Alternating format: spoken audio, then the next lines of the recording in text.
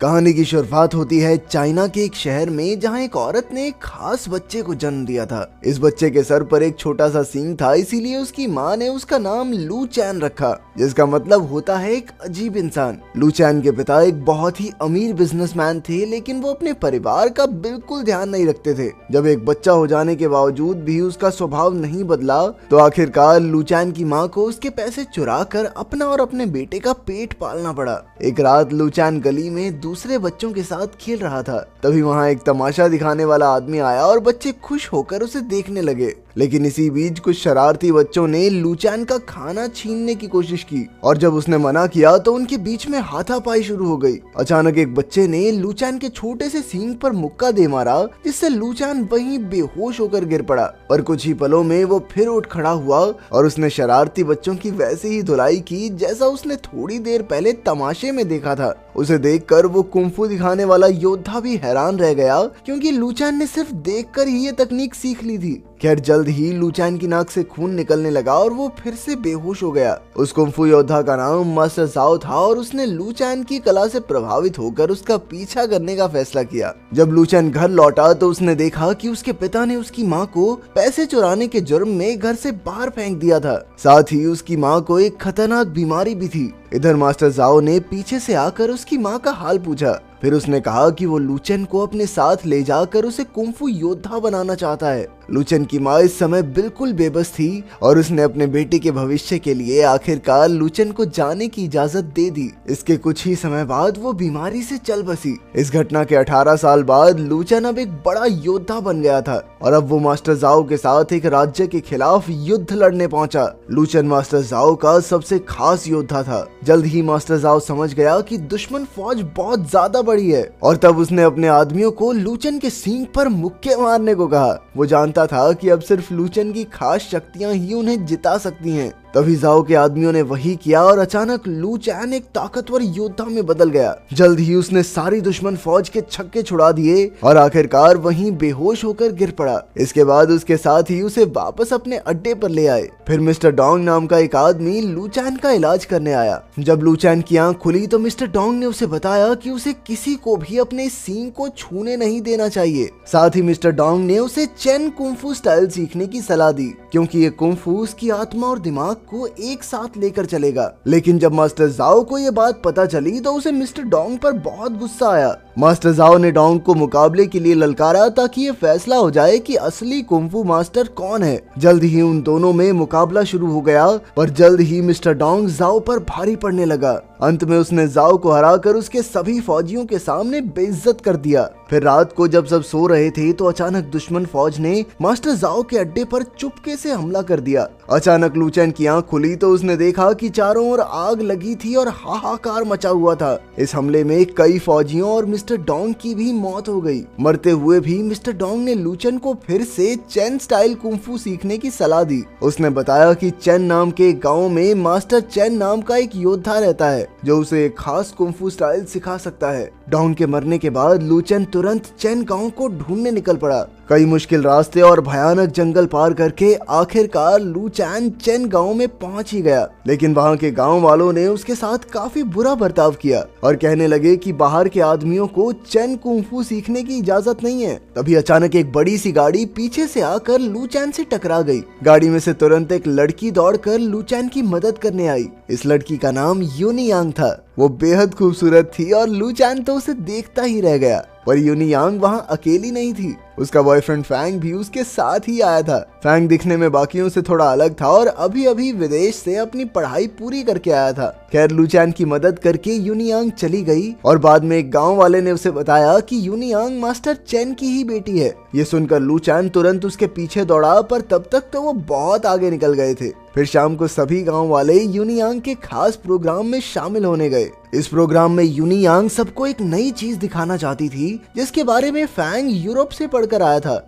असल में फैंग शहर में ट्रेन की पटरियां लगाकर गांव वालों के लिए आना जाना आसान बनाना चाहता था। इसी के साथ उसने एक रोशनी का बल्ब भी बनाया था, पर उसे चलाते वक्त गड़बड़ी हो गई, जिस वजह से सभी गांव वालों ने उसका खूब मजाक उड़ाया। इस सब से फैंग को बहुत गुस्सा आया, पर यूनी यांग ने उसे हौसला दिया। फिर अगले दिन लू चैन यूनियांग से मिलने आया और उसने मास्टर चेन के बारे में पूछा। यूनियांग ने भी कहा कि बाहर के लोग चेन कुंफू नहीं सीख सकते, पर इस भेदभाव से लू चैन को बहुत गुस्सा आ गया और उसने यूनियांग पर हमला कर दिया। जल्द ही उन दोनों में लड़ाई शुरू हो गई, पर यूनियांग इतनी जबरदस्त योद्धा थी कि उसने कुछ ही पलों में लू चैन को धूल चटा दी। आखिरकार एक कूड़ा साफ करने वाले बूढ़े आदमी ने लू चैन को उठाया और उसका इलाज किया। उस आदमी ने भी लू चैन को ये गांव छोड़कर जाने की सलाह दी, क्योंकि आज तक कभी भी उन्होंने किसी दूसरे गांव के इंसान को ये विद्या नहीं सिखाई। उधर फैंग अब भी काफी दुखी था, क्योंकि लोगों को उसका काम बेकार लगता था। इसके बाद फैंग एक गवर्नर से मिलने गया और बताया कि गांव वाले ट्रेन की पटरियां बनवाने के लिए राजी नहीं हुए। तभी वहां यूरोप से क्लेयर नाम की एक औरत आई जो बड़े बड़े प्रोजेक्ट्स में पैसा लगाती थी। उसने गवर्नर को ट्रेन की पटरियां लगाने की सलाह दी और फिर एक बड़ी सी मशीन भी दिखाई जो इस काम को बड़ी आसानी से कर सकती थी। खैर अगले दिन लू चैन फिर से यूनियांग से बात करने पहुंचा, मगर आज भी यूनियांग ने चेन कुंफू की मदद से उसकी हड्डी पसली एक कर दी। लू चैन को हराने के बाद उसने गाँव वालों को भी कह दिया कि अगर ये दोबारा इस गांव में नजर आया ना तो इसे दौड़ा दौड़ा कर पीटना। मगर लू चैन ने हार नहीं मानी और वो चेन गांव में घुसने की कोशिश में जुट गया। हर बार वो गांव वालों से बुरी तरह पिटता था। खैर जल्द ही लू चैन ने खुद इन सारी तकनीकों का अभ्यास करने का फैसला किया, क्योंकि अब तो उसने सब कुछ अपनी आंखों से देख ही लिया था। एक दिन जब उसी बूढ़े आदमी ने लू चैन को कुंफू का अभ्यास करते हुए देखा तो उसने लू चैन को सलाह दी कि अगर वो गांव वालों से जीतना चाहता है तो उसे उनकी ही तकनीकों का इस्तेमाल करना होगा। अगले दिन लू चैन एक बार फिर से चेन गांव पहुंच गया और उसने टोफू बेचने वाले को मुकाबले के लिए ललकारा। टोफू बेचने वाले ने एक शर्त रखी कि अगर लू चैन ने उसके हाथ में रखा हुआ टोफू गिरा दिया